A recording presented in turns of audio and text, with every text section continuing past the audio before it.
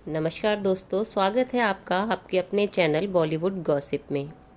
आज के एपिसोड में हम बात करेंगे उस अहम के बारे में, उस ईगो के बारे में जो यदि किसी के ऊपर या किसी के बीच आ जाए तो क्या से क्या हो जाता है। आज हम बात करेंगे अमिताभ और सुभाष घई के बारे में, क्यों दोनों साथ काम नहीं कर पाए, जो फिल्म शुरू हुई वो पूरी क्यों ना हो सकी। आज आपको सारे कारण बताएंगे और वो कौन सा अहम था जो इन दोनों के बीच आ गया था। अमिताभ बच्चन की पहली फिल्म थी सात हिंदुस्तानी, जो 1969 में आई। फिल्म ख्वाजा अहमद अब्बास ने बनाई थी। उसमें जलाल आगा भी काम कर रहे थे। सुभाष घई ने एक प्रोग्राम में बताया था कि उन्हीं दिनों जलाल आगा ने ये बात बताई थी कि एक नया लड़का आया है, लंबा है, बहुत ही अच्छी आवाज़ है उसकी। उसे देखकर ऐसा लगता है कि इंडस्ट्री में एक नया एरा शुरू होने वाला है। समय गुजरा और कई सारी असफल फिल्मों से होते हुए अमिताभ अपनी सही मुकाम पर पहुंच गए। तब तक सुभाष घई ठीक से तय भी नहीं कर पाए थे कि उन्हें एक्टिंग करनी है, राइटिंग करनी है या डायरेक्शन करना है। फिर सुभाष घई को भी एक रास्ता नजर आया जो उन्हें नामी निर्देशक बनाने वाला था।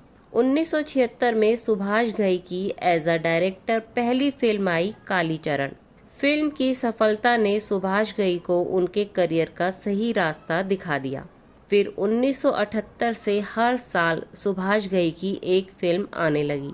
1978 में विश्वनाथ, 1979 में गौतम गोविंदा, 1980 में कर्ज, 1981 में क्रोधी, 1982 में विधाता, 1983 में आई हीरो।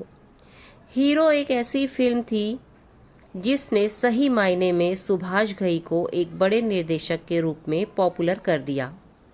ये सुभाष घई की तब तक की बनी फिल्मों में सबसे कामयाब रही। 1984 में उनकी कोई फिल्म नहीं आई। 1985 में आई मेरी जंग। फिर 1986 में आई कर्मा। इस फिल्म ने सुभाष घई को टॉप डायरेक्टर बना दिया। अब सुभाष घई का कॉन्फिडेंस लेवल पूरे पीक पर था। ऐसे में सुभाष घई ने एक और बड़ा प्रोजेक्ट शुरू किया। अमिताभ बच्चन के साथ फिल्म शुरू की। अमिताभ बच्चन की स्टार वैल्यू क्या थी ये हम सब जानते हैं।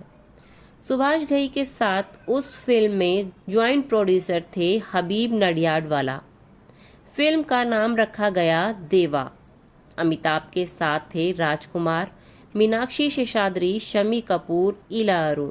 म्यूजिक था लक्ष्मीकांत प्यारेलाल का। ये फिल्म एक एक्शन इमोशन ड्रामा थी जिसमें अमिताभ बच्चन एक डाकू का रोल निभा रहे थे।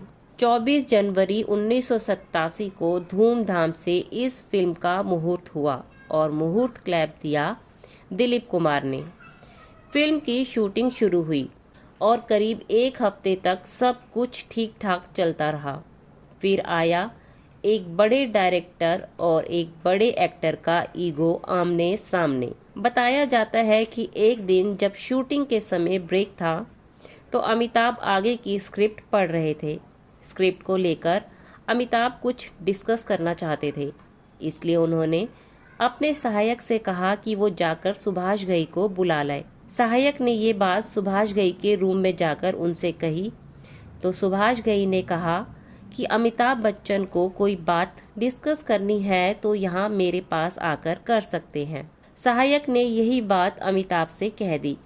अमिताभ उठे और सीधा घर चले गए। सुभाष घई को ये बात पता चली पर उन्होंने कुछ नहीं कहा। अगले दिन भी सेट लगा रहा पर अमिताभ शूटिंग पर नहीं पहुंचे। सुभाष घई ने भी उन्हें फ़ोन नहीं किया और कुछ दिन इंतज़ार करने के बाद एक प्रेस कॉन्फ्रेंस बुलाकर अनाउंस कर दिया कि एक्टर डायरेक्टर के बीच क्रिएटिव डिफरेंसेस की वजह से देवा अब नहीं बन रही है। इस तरह से ये फिल्म बंद हो गई। इसके अलावा कुछ और बातें भी सामने आई हैं। ये भी सुनने में आया कि सुभाष घई ने कहा था कि अमिताभ प्रोफेशनली बिहेव नहीं कर रहे थे। सेट पर देर से आते थे और कहते थे कि उनकी तबीयत खराब चल रही है, आज का काम किसी और दिन ज़्यादा काम करके बैलेंस कर दूंगा, पर ऐसा नहीं कर पा रहे थे। अमिताभ सच में बीमार चल रहे थे। ये बात सुभाष घई भी देख पा रहे थे। एक दिन ज्वाइंट प्रोड्यूसर हबीब नडियाडवाला ने सुभाष घई को कॉल किया और वो सुभाष घई पर जोर से चिल्लाए कि अमिताभ की तबीयत ठीक नहीं है और तुम उनसे काम करवाए जा रहे हो। ये बात सुभाष घई को बुरी लगी। अमिताभ से बात करनी होती तो पहले उनके सेक्रेटरी शीतल जैन से बात करनी पड़ती। ये बात सुभाष घई को इरिटेट कर रही थी। सुभाष घई का कहना था कि मुझे डायरेक्टली अमिताभ से बात करनी है। कई बार अमिताभ के बिहाफ पर हबीब नडियाडवाला सुभाष घई से बात करते थे। ये बात सुभाष को बुरी लगती थी। सुभाष जो चाहते थे कि बातचीत ट्रांसपेरेंट हो, आमने सामने हो। कभी सेक्रेटरी, कभी ज्वाइंट प्रोड्यूसर अमिताभ की तरफ से बात करते थे।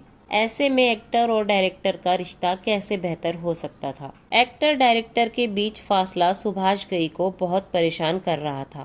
कहते हैं सुभाष घई मद्रास चले गए जहां अमिताभ शहंशाह की शूटिंग कर रहे थे और वहां जाकर अमिताभ को बताया कि मैं फिल्म बंद कर रहा हूं। अमिताभ को लगा कि सुभाष घई बोफोर्स स्कैंडल की वजह से फिल्म बंद कर रहे हैं। सुभाष घई ने कहा, ऐसी कोई बात नहीं। इस फिल्म को लेकर जो स्ट्रेस मुझे हो रहा है वो मैं हैंडल नहीं कर पा रहा हूँ। बात ये भी हो रही थी कि अमिताभ को सुभाष घई का काम करने का तरीका पसंद नहीं था और सेट पर सुभाष घई का एटीट्यूड पसंद नहीं था। इसके साथ साथ ये बात भी सामने आई कि बोनी कपूर सुभाष घई को बार बार कह रहे थे कि अमिताभ वाली फिल्म बहुत महंगी साबित होगी, उतना प्रॉफिट नहीं दे पाएगी। उसकी जगह अनिल कपूर को लेकर फिल्म शुरू करो तो कम पैसे में बनेगी और ज़्यादा पैसा कमा कर देगी। ये बात राम लखन से जुड़ी है। फाइनली हुआ वही जो बोनी कपूर ने कहा था।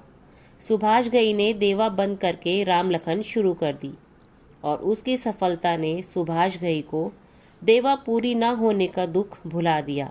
गुजरते समय के साथ अमिताभ और सुभाष घई का रिश्ता भी नॉर्मल हो गया, पर दोनों एक दूसरे के साथ फिल्म नहीं कर पाए। कुछ साल बाद सुभाष घई ने मीडिया से बात करते हुए ये भी कहा था कि मेरा बिहेवियर थोड़ा गुस्सैल था। मैं अगर अपने गुस्से पर काबू रख लेता तो देवा बन सकती थी।